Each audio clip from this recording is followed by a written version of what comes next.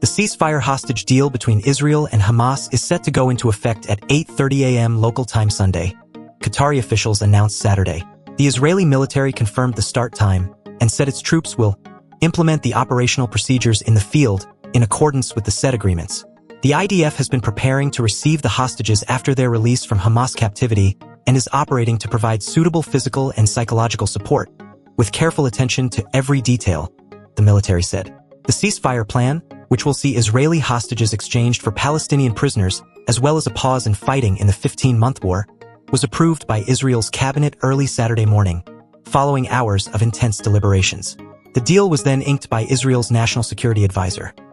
The first phase of the three-stage ceasefire deal, which will encompass a 6-week pause in fighting, will see 33 Israeli hostages exchanged for the release of nearly 1,900 Palestinian prisoners.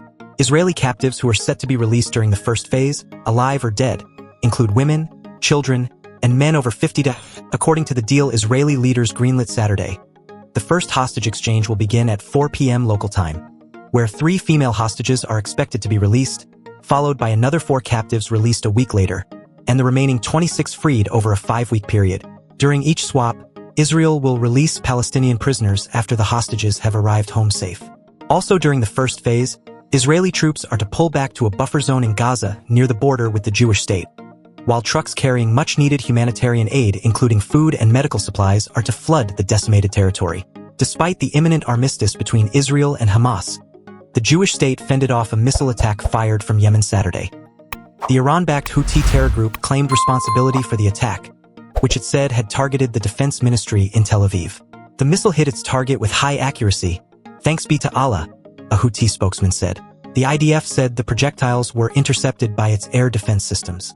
Israel, meanwhile, continued to bombard the Palestinian enclave Saturday, with tanks shelling in Gaza City, while fighter jets blasted central and southern Gaza. At least 123 Palestinians were killed by Israeli troops since news of the ceasefire deal broke Wednesday, according to the Palestinian Civil Emergency Service. Hamas sparked the bloody war after launching a surprise attack on Israel on October 7, 2023, with the terror group and its allies killing 1,200 people and taking another 250 captive. An estimated 97 hostages remain, with an estimated 60 believed to be alive.